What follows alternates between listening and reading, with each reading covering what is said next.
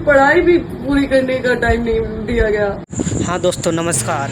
ज्योति सिंह और पवन सिंह की आज की बड़ी खबर। पवन सिंह ज्योति सिंह को पढ़ाई भी पूरी करने के लिए नहीं दिया है। पवन सिंह की इतनी खुजली मची थी शादी की, जो ज्योति सिंह को पढ़ाई भी पूरी करने के लिए नहीं दिया है। ज्योति सिंह की पेपर थी 10 दिन की, पवन सिंह पेपर भी देने के लिए उसको मना कर दिया, जो पहले शादी कर लो उसके बाद हम पढ़ाएंगे। आप लोग को हम बताएंगे इस वीडियो का। आप लोग नए हैं तो प्लीज़ चैनल को सब्सक्राइब कर लें और इसी तरह आप लोग को वीडियो मिलते रहेगा।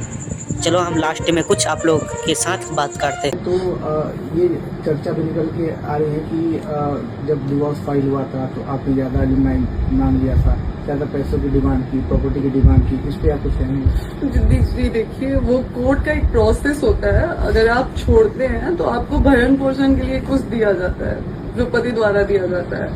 अगर आप पता नहीं कैसे लोग हैं, समझते नहीं है कि अगर मैं ना भी मांगूं तो मुझे मेरे पति में जो है वो मेरा अधिकार बनता है, तो मेरा अधिकार है वो, और मैंने मांगा नहीं है। अगर ऐसा कुछ होता तो वो एक प्रोसेस होता है जो पत्नी के भरण पोषण के लिए दिया जाता है। आप बताइए, आज समाज से मैं पूछती हूँ कि अगर मुझे पवन जी छोड़ देते हैं तो मुझे मेरे पास कुछ है जीने के लिए? मैं BA फर्स्ट ईयर में थी जब मेरी शादी हुई थी, तो मुझे तो अपनी पढ़ाई भी पूरी करने का टाइम नहीं दिया गया।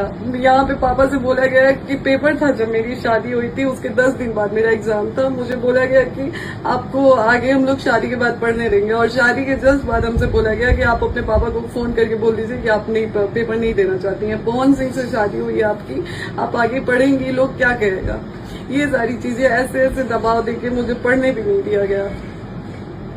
अगर जिस तरीके से देखा जाए कि आपके हिसाब से चीज़ें नहीं होती हैं, जो आप चाहती हैं वो चीज़ें नहीं हो पा रही हैं, अगला मूव मैम आपको क्या है? अगला, अब मैं जनता के बीच में आ गई हूँ और जनता से ही हाथ जोड़ के मैं इंसाफ मांगती हूँ कि आप लोग ही अब मुझे इंसाफ दिलाए, क्योंकि पहले कुछ दिन पहले तक ये चार दीवारी के अंदर की बात थी, लेकिन अब ये चीजें समाज में आ गई हैं और अब समाज ही समझेगा कि मुझे कैसे इंसाफ दिलाना है। फिर भी मैं समाज के आगे हाथ जोड़ती हूँ, अपने समाज के, खास करके सुधीर भैया का भी मैंने एक स्टेटमेंट देखा जब था, जिसमें उन्होंने कहा था कि जाओ, उसके पति का घर है, वहाँ पे कोई नहीं तुम्हें रोक सकता है। तो आज मैं गई थी सुधीर भैया, और आज आपका फर्ज बनता है कि आप आए और हमारे लिए हमें इंसाफ दिलाएं।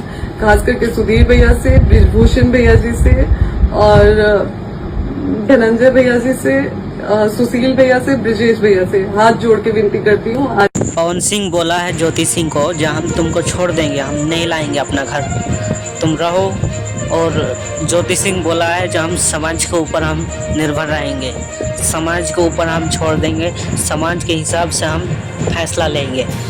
आप लोग ज्योति सिंह के बारे में आप लोग क्या बोलने चाहते हो, आप लोग कमेंट में ज़रूर बताना, और साथ ही साथ हमारे इस चैनल को सब्सक्राइब करके ही जाना।